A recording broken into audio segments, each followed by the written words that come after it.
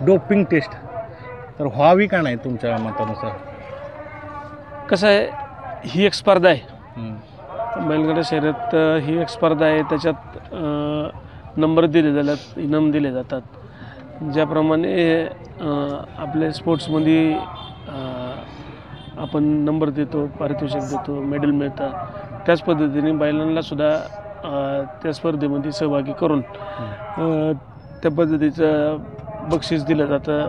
त्याला पदं दिली जातात, महाराष्ट्र केसरी, पुणे जिल्हा केसरी वगैरे असं हे दिलं जातं. आणि जिथं स्पर्धा येते तिथं परफॉर्मन्ससाठी, बाबा ते परफॉर्मन्स बूस्ट करायसाठी मानव प्रयत्न करत राहतो. तो स्वतःवरती सुद्धा करायला कमी करत नाही. तर हे मुक जनावर आहे, ह्याच्यावरती तर 100% माणूस त्या वेगळ्या औषधांचा प्रयोग करतो.